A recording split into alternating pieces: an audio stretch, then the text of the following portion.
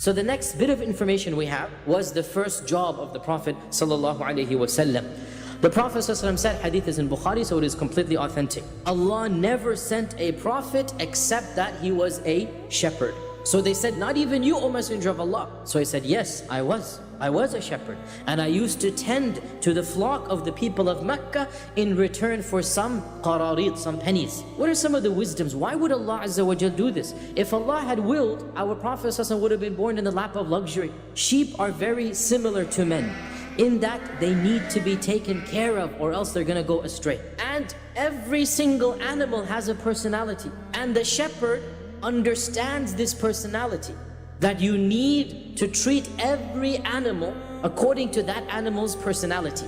Some sheep are stubborn, some are soft and gentle, right? Some, they know where they're going, others they follow the pack. Some are the leaders, some are not. So the shepherd gets to understand each and every sheep in the flock, and he deals with every animal according to its personality. And this is what a leader needs to do, and this is what a prophet of Allah needs to do, that they need to deal with every person according to their mizaj, according to their personality.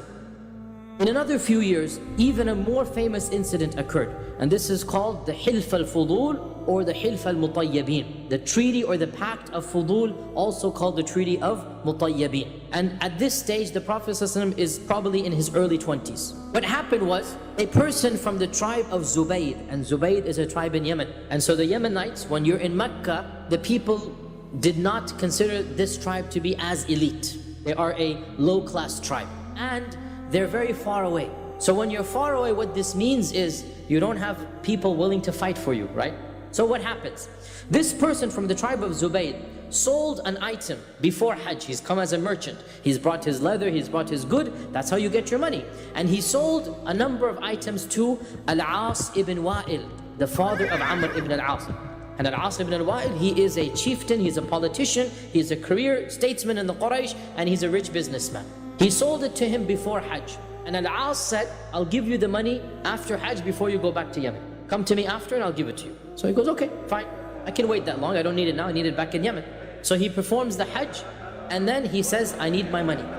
Al-As says, come back tomorrow. So he comes back tomorrow. Al-As says, come back tomorrow again. Comes back tomorrow.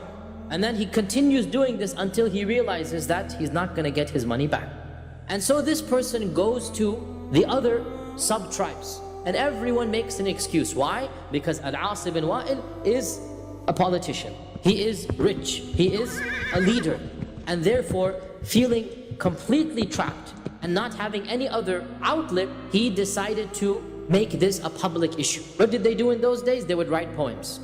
And so, one day, when everybody is in front of the Kaaba, which is basically everybody would gather around Asr time, all the people of Mecca would now come and they would say this is a social place as well. He now comes and he says out loud his poem that he has compiled. So he says, Ya ala Fihrin, O tribe of Fihr, O Quraysh, لِمَظْلُومٍ بِطَاعَتَهُ, I am a one who has been unjustly treated because of my merchandise. بِبَطْنِ مَكَّةَ, I am in the valley of Makkah. نَاءِ الدَّارِ وَالنَّفَرِ, far away from my home and far away from people to protect me. وَمُحْرِمٌ, I'm still in my ihram.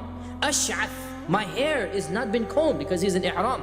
لَمْ يَقْضِ عُمْرَتَهُ, I haven't even finished my umrah. يَا لِلرِّجَالِ, where are my men to help me? وَبَيْنَ الْحِجْرِ وَالْحَجَرِ, between the hijr, the maqam Ibrahim, and the hajar, the stone, you are doing this to me. إِنَّ الْحَرَامَ لِمَنْ تَمَّتْ كَرَامَتُهُ, the true haram belongs to those who are noble. وَلَا حَرَامَ لِثَوْبِ الْغَادِرِ الْفَجْرِ, there is no sanctity to the one who wears a thobe, most likely there was a thobe in there involved as well, who wears a thobe while he is a cheat and a steal and a lowly person.